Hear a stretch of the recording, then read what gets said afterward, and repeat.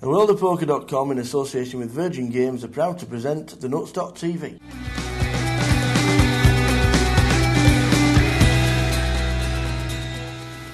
Hi, this is the Chaser doing his second blog. Last week was a bit nerve-wracking for me. Something I've not really done before, but hopefully this week I can laugh a bit more and enjoy it a little bit more. I was a bit uptight last week, perhaps.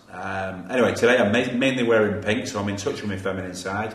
I'm back now playing a little bit of poker. What I tend to do is, if I've took a bad beat, which I consider I took a fairly bad beat in the Asian Poker Tour, what I tend to do is have a couple of weeks off, which is what I've done. I take it as like a poker sabbatical.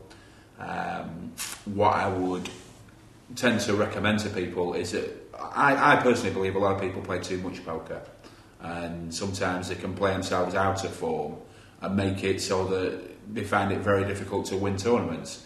What I tend to do is take a break and then start playing once a week, then build it to twice a week. Particularly if you play online poker as well, you can just poker yourself out, and it can make it so that your game suffers as a result. You start calling with hands trying to be tricky that you normally would just throw away. And sometimes ABC poker is the best way to go forward. This week I've played just the once. I played last night at the Castle in Blackpool. I have to say, I think it's a brilliant tournament. It's a £50 freeze out. You get 15,000 chips, so it's pretty deep stacked. Half an hour levels. It's just my kind of game. Unbelievably, players still get all the chips in very, very early. We lost Tony the Painter last night in 2 hands, which is just, to me, absolutely incredible. Like, you can get all your chips in, 15,000 chips, in a no-limit game on hand 2. You know, the only way that's going to happen to me is if I've got the absolute stone-cold nuts. But there you go, each to their own. Last night was a bit pathetic, really. 19 runners. I think that's dismal in terms of the amount of potential players we have in Blackpool. I just don't know where they're looking. You know, in terms of value, this is a really friendly comp. It's player friendly. It starts at 8 o'clock. It's usually finished before 2 in the morning. Last night it would have finished probably about 1 o'clock. And 19 runners, it's dismal. It's pathetic. And really, you know, I think players are missing out on great opportunities. I think these are your bread and butter tournaments. These are what people should be playing, possibly even using them as feeders to move up a level and go to a higher game. Anyway, I'll tell you a little bit about last night. I played my usual fairly grind it out self.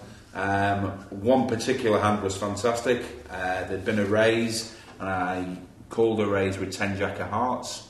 And you know when you just see a flop and you think to yourself, you know, let's see how this flop develops. The first card's the 9 of Hearts, and I'm thinking just keep along them lines. The second card's the 7 of Hearts, and now I know I've got a good flop for myself. And the third card was the 8 of Hearts. Absolutely unbelievable. So I flopped the absolute katangas.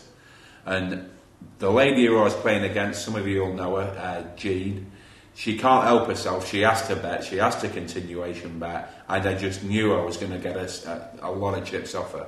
So she bets the flop, I call. She bets the turn, which comes a blank, 3 of spades, and I call. And the river pairs the board. Now I'm praying that she's got a full house. She puts a small bet in. I move all in. Now the reason I go all in, even for my full 15,000, is because I know if she's got the nut flush, she's definitely going to call me. If she picks up a full house, she's going to call me. She might even call me with aces there. So rather than just put a value 2,000 or 3,000 bet in, I'll take my chance and stick the lot in and hope she calls. Unfortunately, she passed. What happened then, I basically didn't find a lot of hands for the rest of the night. Couldn't tell you that I played particularly well. I didn't play particularly badly. And I finally went out in 10th place. So I just missed the final table. But it's a good game, and it's a very interesting game. And I think it's the sort of game that players who don't play that often live should be getting themselves involved in. Because it's very friendly. The people are very easy to read. It's a good game, a very good learning ground. and I think more and more people out there should be playing these type of games.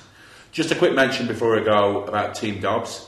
He's currently in Las Vegas playing his trade in the seniors event there. I think if you haven't read his blog, Dave Collins, you really should do. It's particularly good. If you look in the forum under the WSOP section, it's a brilliant blog. He tells you what his style of thinking is, and I think if we can encourage more people like Dave to put the blogs on the forum, then it'll be a really good read.